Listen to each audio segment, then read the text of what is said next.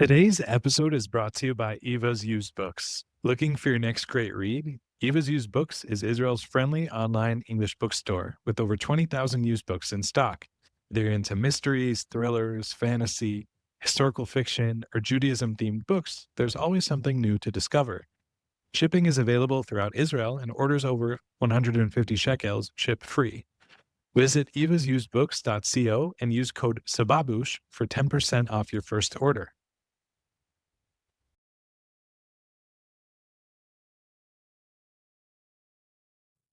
Yochay Sponder, welcome to Sababoosh. Thanks so much for being here. Thank you very much for having me. It's a fun name. Thank you. Yeah. We have some good ground to cover, but I'm curious when did you know you were good at comedy? Oh, right away. But it's a good question. What do you mean? When I realized that I can do comedy, for example? Well, that, and also maybe when it clicked, like you're on the stage, your career, things were growing, and then when did you start? Well, it sounds like you're confident from the beginning, but when did that real confidence kick in terms of I'm a comedian and So I think I was in a funny environment as a kid, and also in a lot of coincidence, I realized that I was the source of it sometimes. And as a kid, you don't really understand, about comedy. It's not a comedy. It's not a professional scene. It's just wherever you go, it's funny. With your friends, it's funny. In your family, it was funny. A lot of funny moments. And in some point in life, you realize that you are funny. It's you're also part of. You're not just part of it. You're causing that. Your friends are funny. You're funny, but it's the funny is there all the time wherever you go. So I always knew I'm funny. I always knew that it's something that I want to do from a very, very early age, as a young kid. I think it was third grade that I already realized that I was weird. So funny is also weird. I was funny weird, and I realized that that's something that I wanted to do. I was watching comic skits and funny shows. Always looked for the extra thing, the extra line is the punchline, and everything else looked to me boring. Dry information, knowledge about stuff. If it's not ending with a punchline, I always waited to add that line to stuff.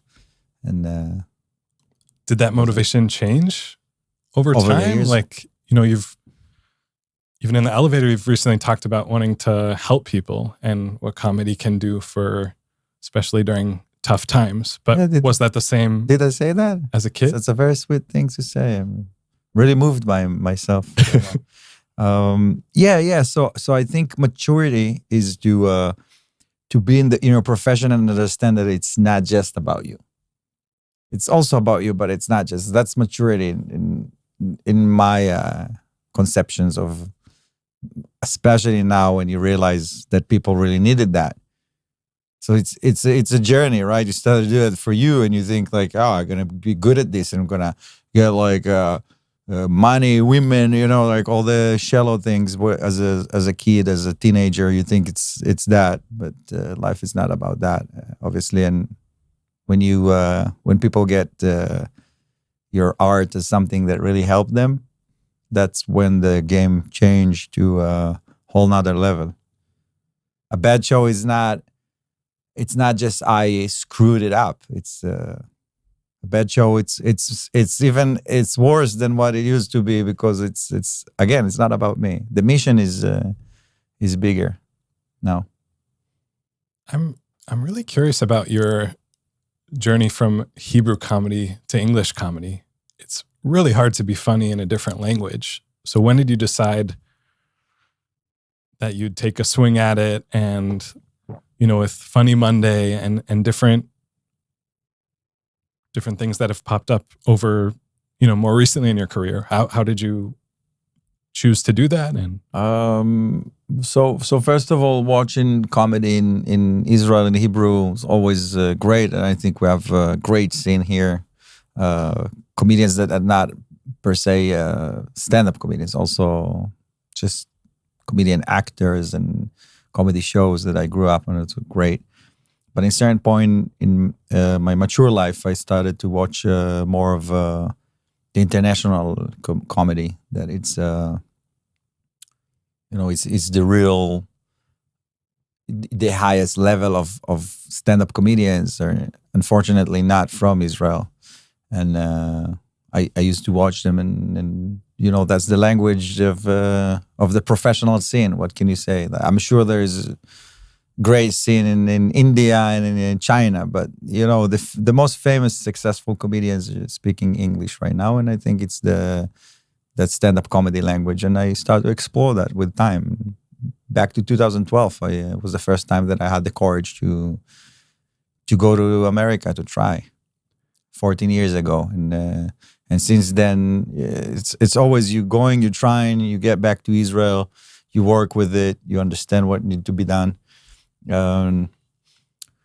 Shachar and we opened two comedy scene separately, parallelly, simultaneously. One of them should be correct, the things that I said. And we didn't know about each other after, it was 3 months that we did it separately, but at the same time.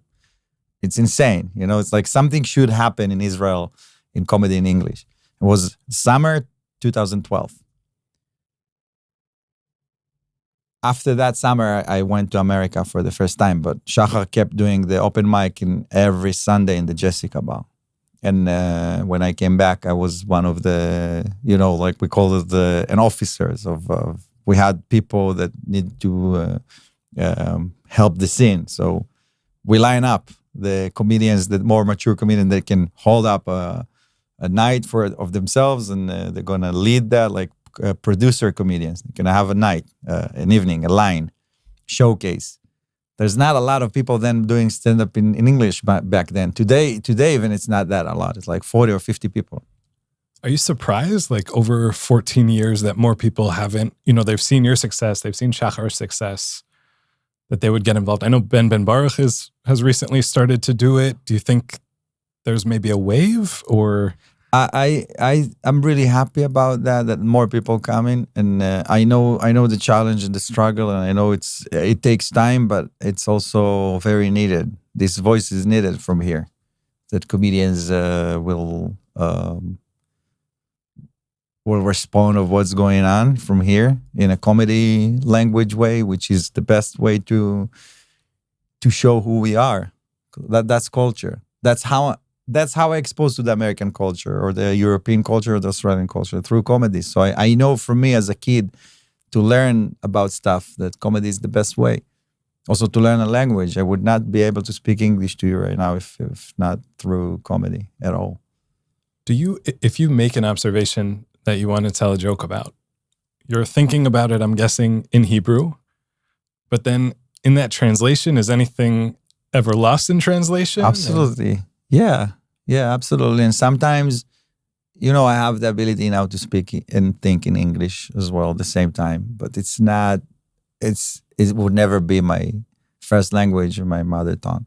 So that I think now I'm in a place that it's more fun, because some stuff that I don't know how to say, or some things that it's just for the joke in the punchline, makes it funnier to see a comedian, bump into a wall. If he's not stressed from it and he's having fun with it, you'll enjoy it. But if it's like, I get, he get nervous, or he's more scared that you won't laugh. It's fear and love. It's always the biggest engines. If I'm scared, if I have fears, you feel bad for me. You can't laugh right now. But if I'm like making fun of myself that I'm stupid, or I'm the only comedian in the world that sell tickets to a show in a language that doesn't speak the language of the show, it's not just funny. It's kind of true. But I have a safety net that I can fall and jump back to where I was. It's make you laugh at what happened, and then it feels like improvisation, which it is, but it's a prepared improvisation from advanced. And yeah, that's part of the journey. It makes your lemon to lemonade. Take your disadvantage and make people laugh with it. As a comedian, I think that's the solution. It's also my tip if you ask me, for people that want to start and they're scared because they're not great in English. I was the worst. I was below not knowing a language. And that's what's great about Israel, is that we don't know things, and we can do anything because of that. It's a funny moment when you can tell that you don't exactly know how to say it in English, and you might switch to Hebrew if there are Hebrew speakers in the crowd. And those are like magic moments, and they do really come off as real. And they are real. In terms of real, I'm wondering, with AI, which is of course a very hot topic, and comedy, like, are you utilizing it at all? Do you think it poses a threat to human comedy, human funniness? Like, where do you see it going?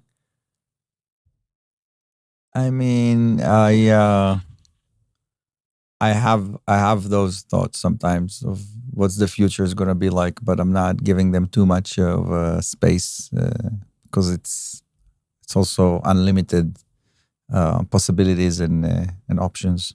Also, some podcasts are really scary about this subject, and for me right now, I don't know if it's the healthiest move for to just deep down us in we call it the rabbit hole, the conspiracy theorist lovers, which I'm not a big fan, but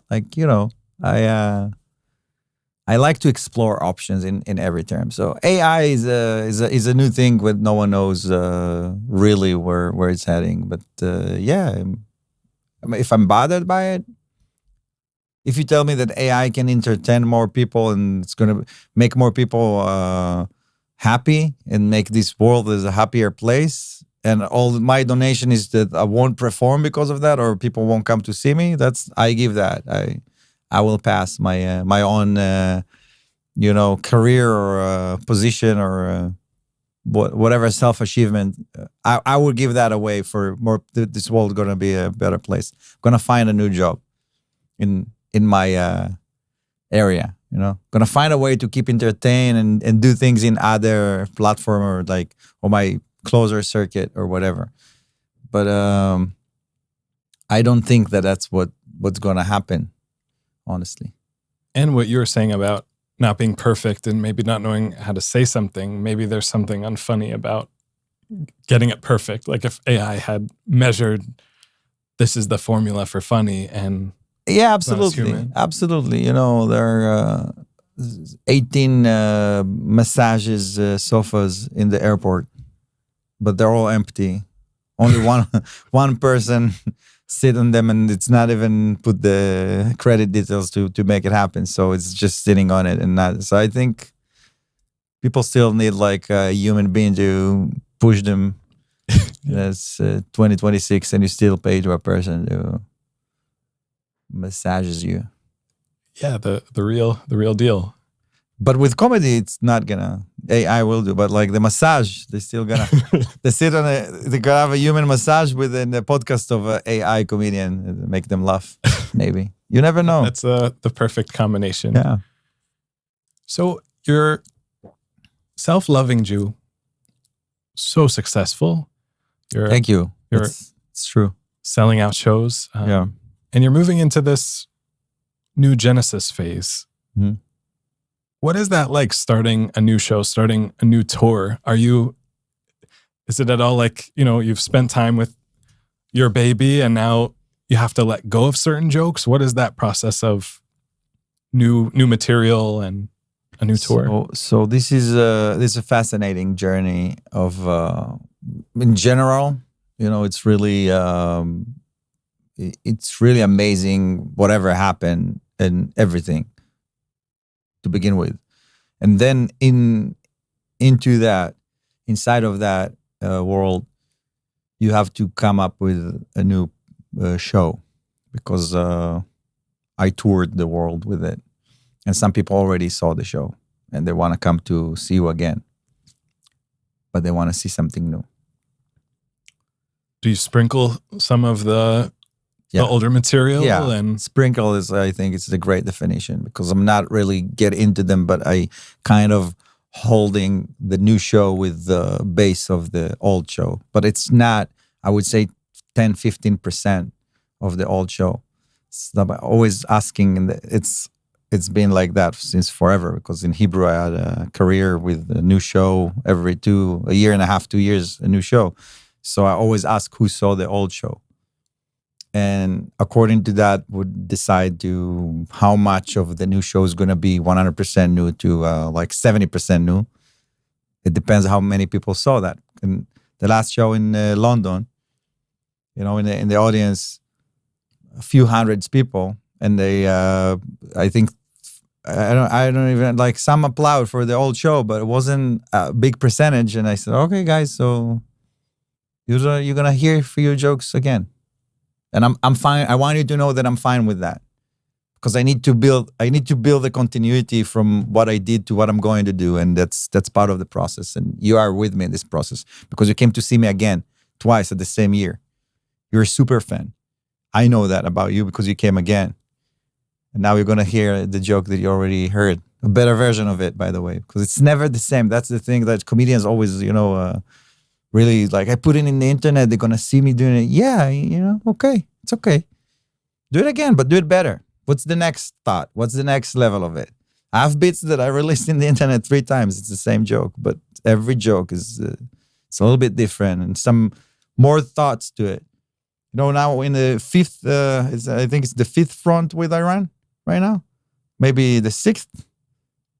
If I'm doing the jokes about the first one now, I have also comments with the second, the third, the fourth, right? So it's a little different. Every present you have is a different present. So just, yeah. Do you take things personally? Like, if you tell a joke that you love and you think it's going to kill, and it did really well in Israel, and then you go abroad and in that London theater and it doesn't get the laughs, are you, like, you said also with telling English jokes early on, it was really hard. So is that sort of a taking it personal experience where you're really hoping for laughs and you could be disappointed? And never happened to me. Well, then that's a great trait to have. Yeah. Not taking it personally. Never happened to me. You think I just don't take it personally, and that's why I think it's never happened to me? Or you believe me that it's never happened to me? Well, you're smiling. I'm not smiling. So I'm saying it never. Has it ever? Never happened to me. Well, that's a glorious trait. I hope I could be like a regular comedian sitting here and telling you, listen, you fall, you keep going, stuff like that. No, listen. As I told you earlier, with the safety net, you always know you have a scale on stage of where you are. Like, you want to make them laugh, but you're also telling stories. The laughter goes, but you have their attention.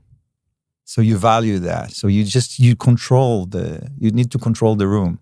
I don't care if they're not laughing, like, for a minute, 2 minutes. I know that that's what we're here to do.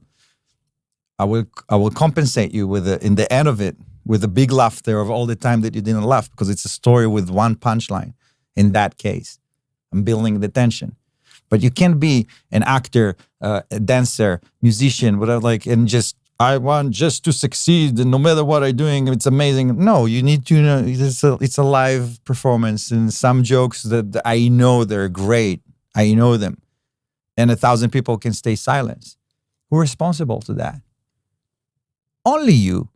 And it doesn't matter if it's a technical thing because they didn't hear the joke through the mic, or you didn't do the delivery as well as you used to. It's not, the reason doesn't matter as much as the responsibility of what happened, which is yours on stage. And this is where it goes, the safety net. Like, if you fall, that's great. Acknowledge that, climb back, keep going. Sometimes the outback, the circle back, the joke about what happened is way funnier than everything else you would say tonight. Sometimes the improvisation of the real moment are higher value than everything else. So that's I like that. It's fun. It's fun to have a moment of comedians that miss those, like they take it personally, they miss the real fun of it. That's you just fail, and that's comedy. That's what we're here to do to begin with. Someone that is failing, you got to be professional about it. You can't just do an hour of failing, and that's not funny. It can make them upset. But you got to be the third person to watch that with them on you and comment that and have them fun on that as a comedy moment that we just share now. And it's very unique for us tonight. Now, that's great. So it happens, yes. And what about, are there differences between, you've done comedy in Hebrew for many years, you've done comedy in English for many years now. Are there big differences between, I guess this is more of a broad question, like things that are funny, is that sequence of laughter and the progression throughout jokes and stories, like, is that the same in both places? Are you like, what are some of the differences that you found? So there are a lot of differences, but I always I like to get focus of what I want to lead the conversation to. So comedians that would go and start to overanalyze what the audience needs. I'm not saying don't do it at all, but don't give it too much of a weight. You're a professional. All right, that's great. You don't want to say like dirty jokes in a synagogue. I get it. You don't want to talk about relationship in an early age if they're married, or vice versa if they're young, and you don't want to talk about all the relationship of maturity. I get it. You have to read the room and you have to be there and do what they need you to do. So like to match yourself. That's surely important. However, you still have your stuff that you wanted to say. You have your story. You have your comedy style and delivery. And your goal as an artist is to draw your pain and do your thing and let them come to you. So when people ask me about crowd differences, that's true, and it's happened. And it's also happened more often when you're unknown in circuits of clubs and you're going to private gigs that they just want to hire a comedian, and someone told them this guy is good, and they got the phone and they called you and they book you and they trust you, but they don't know you. Someone told them and they trust you, so you got to do all the matching. It's harder work, gonna make you a better comedian. All of those things are true. When you're an artist, the people come to see you, and they want to see what you have to say, but also they know what you're going to say. They know who you are. That's a little difference, because I feel that my audiences, could be Australia, Europe, America, Canada, Israel. For the past 2.5 years, it's mainly our tribe and friends and family, and some non-Jews, like I would say 20, 30% sometimes, but people that know us and people that are part of what's going on. And I don't see the differences in a bigger scale. I see people that come to see what they know they're going to get, and I'm trying to give them more than what they saw in the internet in a personal experience, that the stuff that you can also put online also from different reasons. But like the whole show, the whole story, more about who I am.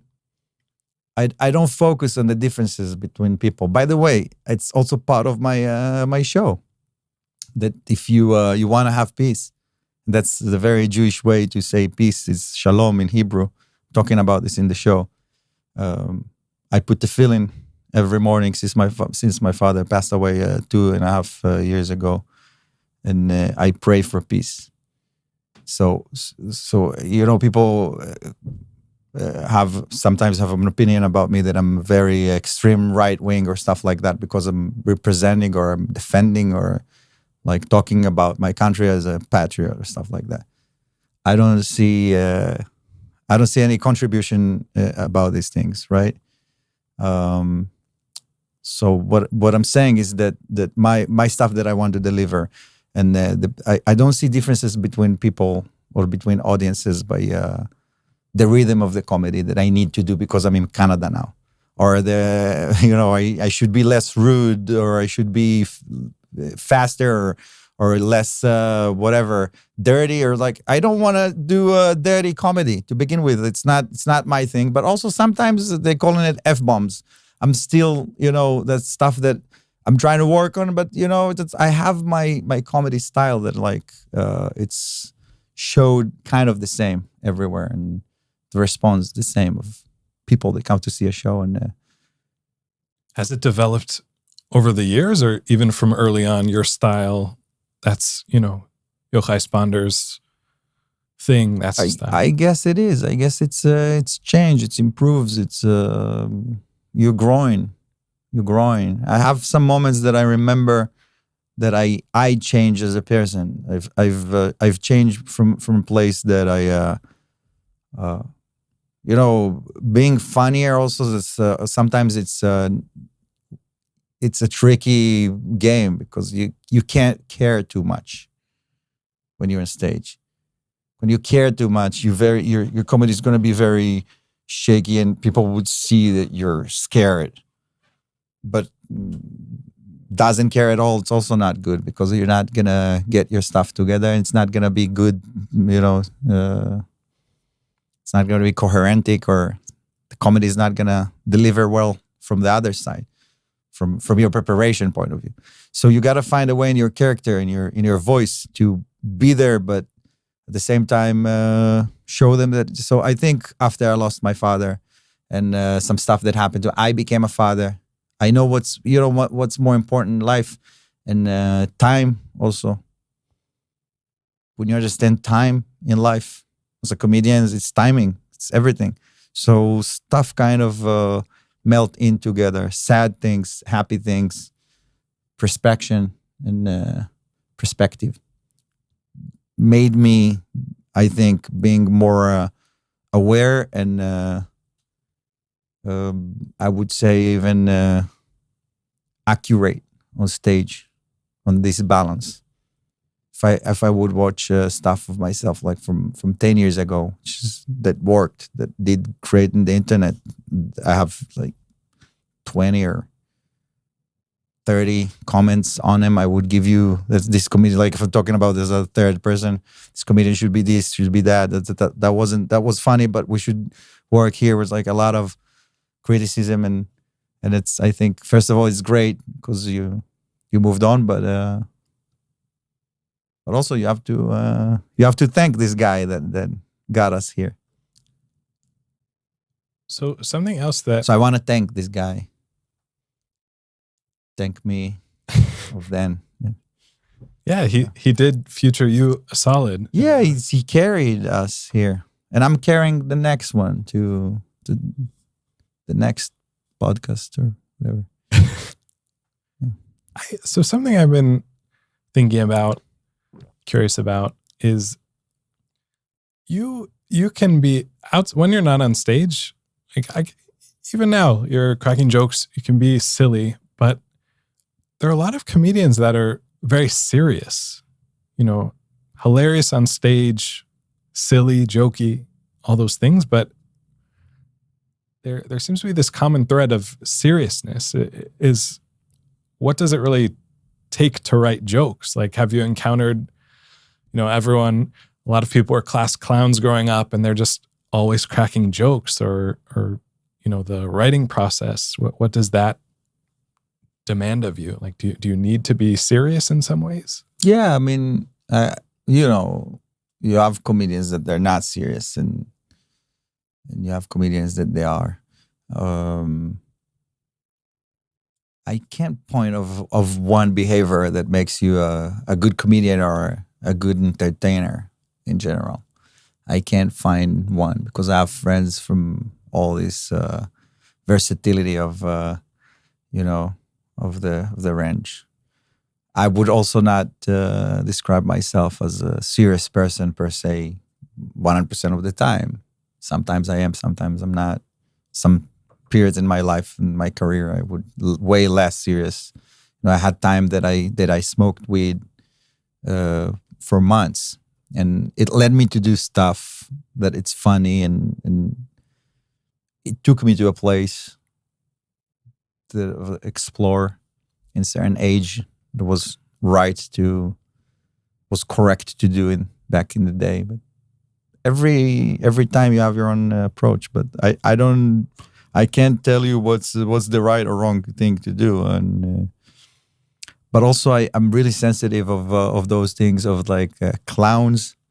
I don't think comedians are clowns.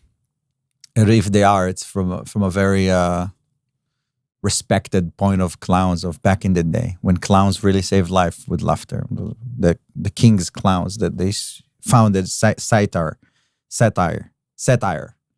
It's a word that always hard for me to say. You see, we found it. We found the word that I'm struggling with, alongside with all the things that I said that were incorrect, and your polite American could not correct me because of your ethnical background and culture. What would I say? So comedy is a serious thing. So I think that's one thing that I would stay for a second on it to just. Some comedians would get offended when you tell them that it's, or not offended. We get really sensitive even before a gig that we don't have the rider that we sent, and we don't have the stage that we want, or the light, or the mic, or no stool. So they're gonna go, yalla, go, and it's okay. You're funny. It's gonna be fine. Don't worry. But they don't take you serious because you're telling jokes. They don't take your profession as serious as they should, because you're the customer. You probably paid a lot of money for that evening to happen in general, and then you pay the comedian, you hire the person, but you tell them, you don't fix the AC, you don't need the leather, don't worry about it. You don't need tools. I'm a professional. I need professional attention here. So that's the serious versus not serious is very sensitive to us. But beside that, I don't like to compare between comedians. I think that's it freaks me out also. Every stage art that I see competition, רוקדים כוכבים. Every stage, like when people sing and they start to compare, can you compare voices? You can tell me that this woman that sang right now really moved you.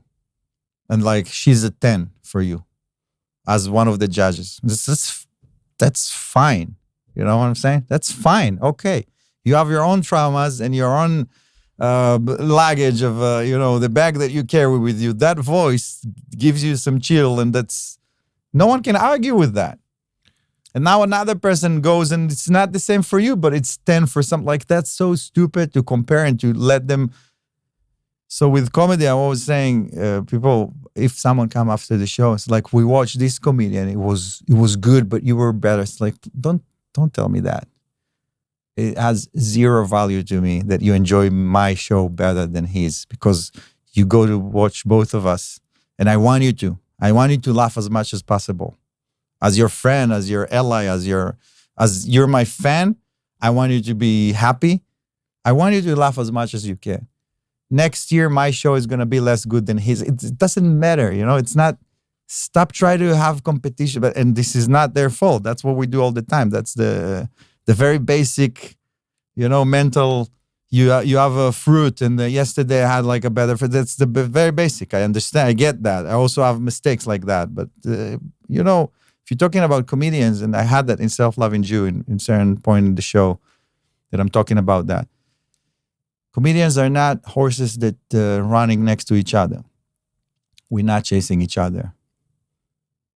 We're chasing your happiness. Our competition is in between our sadness. Like competition, we're competing our struggle in life with your sadness. And if we win in this competition, you laugh. And if we lose in this competition, you won't laugh. That's the whole thing. That's the only competition that's existed right there. And this approach is important to say that, because some young comedians that they approach me, or some people that want to do stand-up and they don't know how to start, some advice that I give, and they're always like, wow, why you help me? Someone asks me, why you help me? Thank you so much, but why would you do something like that? Like, I really don't believe it's about me right now. I really don't think that's I'm the funniest and everyone else should, but like, figure it out. No, if you have the ability to go on stage and make people laugh, you have that ability. For example, you have that ability, Jack. Once in a while, I have some jokes. I'll take it as a no. It's very rare to go on stage, like as no disrespect, but if you didn't do it so far, and I'm not gonna ask your age because I know Americans are more sensitive about it. If you want to tell me, you can say it right now. I'm 34. 34. So if you didn't go on stage so far, and if you think you should, I think you should. I mean, if you have that talent and if you can make people laugh, no matter where you're from, no matter where you are, you should make people laugh. This is a very important and holy mission. You know, it's something that you have to do. Does anything come to mind of someone coming up to you after a show in terms of them being helped or them being healed in some way? Like anything that has touched you in particular by the effect that you've had? So yeah, it's. I had a recent incident in Mexico after a Pesach program show that this girl, a woman, came to me after a show and she said like, I wanna gift you with a necklace of that I made. It's like, wow, this is, I don't know if I can take this gift. It looks like really, that's a lot, but thank you so much. No, you really helped us. You don't understand. You really helped us. I would go to visit my father and treatments, very hard treatments. Every day we watch your videos and it's really helped us. And the doctor said that laughter is the best thing now, that he needs the cortisol that he makes while the treatment is really helping him. And he survived. And I want you to have this. It's the little thing I can. She put this necklace on me. Her name is Suzanne or Sarah. It's beautiful. I don't know the name. That's how bad person I am that I don't even remember. No, it's because she has two names. I think that's why I don't. It's very beautiful, and I was really moved. And I told her, you know my story, right? You follow me, so you know that I lost my father. And she said yes. I said like, so why you decide to bring your father? He was there too. She said, "He's my dad." And I said, like, you brought him here after you know that I lost my dad. Like, don't you think it's really insensitive? And she said, "Yeah, I'm sorry, I didn't think about it like from your point of view." So. Told her, can I smell him? She said yes, and it didn't have my father's smell, so it's okay. Turns out okay. It's just, I hugged him but it's not, they're not even the same age. So, if laughter is the best medicine, do you think that by telling jokes, like, in your healing process, does making people laugh, is that the same as laughter? Like getting the laughs, or, laughter, I'm sure you laugh a lot, but telling those jokes, does that bring you healing? Or is it only in laughing and a big belly laugh where that brings you? I don't know. You think the doctor is, when he treats people, is getting more healthy? Might be, I don't know. Maybe chromatically, maybe from a mental point of view, maybe it's somewhere out there and is more protected by. I have no answer for that, my friend. I feel healthy, but I know I need to work out for it. It's still on me to get my stuff together. But I'm happy. You ask me if I'm happy. Ask me if I'm happy. I'm half Ashkenazi. Are you happy? I'm still half Ashkenazi, so it's not easy to. There's too much elements to it, so it's hard to answer this question. But I would say yes. Why not? Always when people ask you a question and you have option to be positive about it, and pick the positive one. So it's not a hard question. It's very easy question. I say yes, but also no. It's yes and no. It's it has layers to it. In terms of Ashkenazi, there's a joke, and I might not do it justice, but a waiter goes up to a table of, Jewish mothers and says like, "Hi, ladies, I just wanted to check if anything is okay," instead of if everything is okay, because there's a lot of complaining. But maybe, Yeah, that's a good one. By the way, Ashkenazi jokes. Speaking of that, so obviously a lot of my audience, or at least half of them, Ashkenazis, right? And I figure out that first of all, it's not fair to do all those jokes of Ashkenazi people are cold. I know I'm allowed to do these because I'm half Ashkenazi and I have this background that I know this. But if you're thinking about your family, the Ashkenazi family, or people that survived the Holocaust and had a new family after that, after they took their spouses and the kids and everyone, and they just started over. And the cold and the distance from their new kids, their new family, comes from a very sad place. And it's, you're not going to go and make fun of slavery or people that have traumas, and that's the effect of it, right? And yet I'm still doing those jokes sometimes, but very slightly. I'm saying, Ashkenazi, you laugh in, try to laugh out. You laugh, try to laugh, haha. There's stuff but I'm working with the room, and it ends with the differences between Sephardic and Morocco's and Mizrahim, Ashkenazim of in the comedy from my point of view. But yet I figured that it's the ethnical background with the most self-humor and intelligence. Like the Jewish spirit is really there, and it's really fun to work with them on this stuff. So I get a lot of support from this specific niche community of Jews. So it's really hard not to get in there and do that, Right. They're really fun to make fun of, and they like it, and they part of it. So it's tricky. It's great that you're highlighting them, because Ashkenazim do sometimes get a bad rap in terms of like not being super warm or hospitable. So it's a catch-22. They like the jokes about them, and there's the Soviet approach to their Soviets when you make fun of them. What would you think, that they like it or they hate it? Hate it. They love it. And you're talking about like scale of people that they're a little bit, let's say in average, more educated. You name it, whatever, because the Jewish, whatever, because it was free education back then in the Soviet Union. It doesn't matter the reason. They're more educated than the average people when they came to Israel, when they immigrated. So they know you're talking about them. They know it's supposed to be fun than a comedy show. And I realized that when I was like, I don't know, I was 30 when I did shows to the army.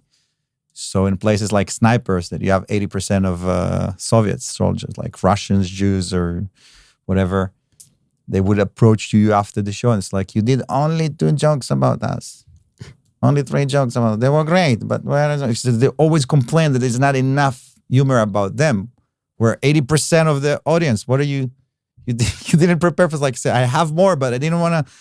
I try to make it balanced, so like make fun of it. Back in the day, it was like really the thing to make fun of ethnical backgrounds, and you see who got offended and who asked for more. So that's when you realize that. So I feel that with the Soviets, Ashkenazi Jews also, and you can also generalize Jews under this umbrella.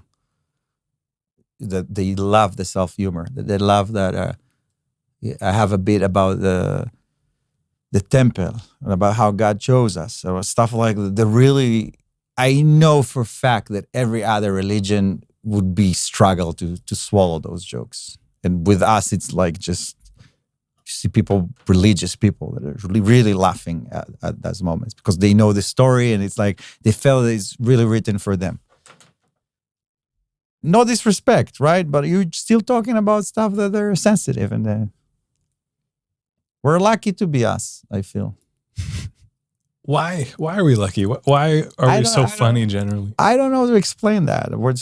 We're funny people from several reasons. I don't know. God chose us. Maybe he didn't. I think it did. I think it did happen. Because it's weird to tell other nations or to admit that. It's weird, but it's also funny. Like, hey guys, we didn't choose to be chosen.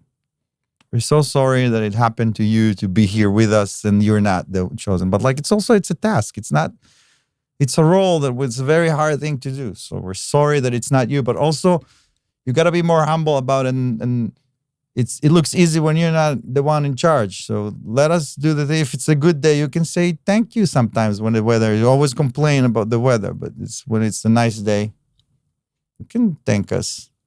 Sorry for your problems. But so I think Yeah. we're funny people. Um, By the way, people saying if I'm criticizing the country, I'm not anti-Semite if I'm criticizing the government of Israel. No, you're not. But you have to criticize more governments. If you criticize, you're sitting there in the Quipel Hako, Purtentatush, I don't know where it's like in the other side of the world. You never left your country and you criticize Israel government, you're an anti-Semite. It's very simple. so don't criticize anyone. No, you Criticize can everyone. criticize governments if that's what you do. Criticize I also criticize my government, by the way. I criticize more governments. But if that's what you do, you criticize governments, that's why you're not anti-Semite. But if you're sitting in a Pulkal Uha in Shupa Dupa in the continent of you never left your so yeah, you are anti-Semite if that's the only country. The only country you criticize is country for Jews. The Jewish country, but the only Jewish country. So you're not an anti-Semite? I think you are. I'm not racist, but I only hate people with one race. You see the similarity? So I think that we will wind down a bit and go into a quick segment called T-Emote, where I'll ask you your favorite food, favorite Israeli movie, just to get to know things that you like. All right. It doesn't have to be such a lightning round. Let's do it. What, I'm winning something if I'm getting? Was there a reward here or? Possibly. I can't promise anything, but possibly. Your favorite food, Israeli food? I love couscous with vegetables. It's one of my favorite. Underappreciated. It's underestimated. Favorite? It's under. Appreciated? Estimated? It's under. Underestimated is underestimated. It's under. מה אני מחפש פה בעצם בתכלס להגיד? כאילו, under qualified. It's under... appreciated. Okay, maybe. And underrated. חיפשתי. Underrated. It's underrated, the couscous. If you're in Israel for more than a year and you didn't try couscous, your time here doesn't count. Gotta eat couscous and start over. Also, the people in the authorities that will kick you out every 3 months if you didn't. It's like, you didn't eat couscous. Okay, you got another 3 months. Nice. It's a hack. It's a hack, yeah. Favorite Israeli TV show or movie? Or movie. Or both. Wow. Let's start with TV show. All right, so TV shows for all times? Yeah. All times? Before we continue, Shuval, is it okay that we're going over a little? Okay. You really think that Shoval is listening to us? I guess he's not. No. I just see that we went over. He put in the on. He has like the timer. No, I'm here. There is a slight delay because I'm far away. Of course, Shoval. I was joking. But I thought, You're maybe. not funny. Now I'm gonna do the joke with the punchline, and then you see that it is funny. All right? Anyway, All right? You cut me before we are a bit that. already over. Mhm. But if you need 5 more minutes, so yeah, we can do it. Thank you. Thank you so much. So yes, all time TV show or movie. You needed these 5 minutes for the movie and the TV. All right. So No, there are some other questions. So movies, I really love the Sirte Burekas, it's called, like Burekas movies. Sort of like spaghetti western, the Israeli version. Kind of, yeah. And also that's, I want to say that I don't agree with their approach. They're very racist and they're very misogynist and, chauvinist and everything. They're not great to show it to a friend to see how Israel was. But it is great to see the gap, the walk that we took since. And I'm proud of us. We still have a lot to go, but I'm proud that that's what happened only 35, 40 years ago. But also they're really, really funny. If you ignore all of those things, they're really funny. Is there one that stands out? One that you'd recommend? Yeah, you know Zev Revach? No. So he passed away, I think, a year and a half ago, something like that. He was kind of one of the main character in those movies. Chagiga Basnooker, Charlie Vachetzi. These movies. By the way, I love them both equally. But if I need to pick one that is really like a cult movie. So it's Chagiga Basnooker, really funny movie, and also great, well done, like really. With the budget that they had then, that's hitting the point. And series, if I need to pick, it's obviously going to be comedy. I really love Parliament. Parliament took some segments of the Israeli. It's kind of a niche show for they put it after prime time, but it became very mainstream and very cult. I love projects that they became underdog and they aim to be not for everyone, just for people that really get their thing. They aim there, but then they become mainstream. And this is the Parliament. And I know a few of the creators, and like I know the story behind it. It makes it even more crazy. Like how much personal effort and how much they were invested in it. And it's easy to watch. The Khan website, Mako, they have a Parliament. They have other TV shows. It's go practice your Hebrew there. Believe me, Parliament. Learn language and culture, and you'll laugh at the same time. And favorite Israeli singer or band? Oh, right. Wow. That's hard to pick one. And I talked to you about this. But we're not picking one. Not that they're the best, but your favorite. All right. Speaks to you. Not the number one. That's fair. But still I have a few. And I have also friends from the industry. So I can't pick one. I can't tell you just Amir Dadon. Because he's my friend. I really, really appreciate and I really love him. But he's not the only one that I'm going to pick right now. But Amir Dadon is really amazing. He has like a voice of an angel. Is he telling you though, Livchor Nachon? Livchor Nachon. I hope I picked right. Yeah. I hope I picked right. Because I have his voice. Talma Livchor Nachon. Amen. It's like Amir Dadon. He's amazing. It's really, really good. But I have a lot of singers that I don't even want to, like Dana Mehdi, Hanan Ben. I don't want to. Miri Mesika, I'm not gonna, that's you gonna, so don't, Okay. Gal Gadot. I have heard her sing actually. No. Okay. I thought this is the next question because it's like 5 minutes, 3 minutes, like I thought you're gonna say actor, right? Oh, okay. Ofer Shechter. Okay, Ofer Shechter and Gal Gadot. And the last one, well, I was gonna ask you about comedian, but I feel like, could you pick one comedian one Israeli comedian that you really like? So I had the luck, and I had the privilege to work alongside with Shachar Hasson, learn a lot from him. I love his passion for comedy, and I think he's really great. And I think what he's doing here in Israel, uploading every week. Almost a whole new show on YouTube. I think is a real medicine to our people. I think in a way we both kind of have a mission and we split the Jewish people to like it's it's amazing to learn from him, and I hope he learned from me too. I'm a younger comedian than him, so I started after him. So, but yeah, so Shachar, shout out, it's really amazing. Yochai, thank That's you it? so much. That's it? That's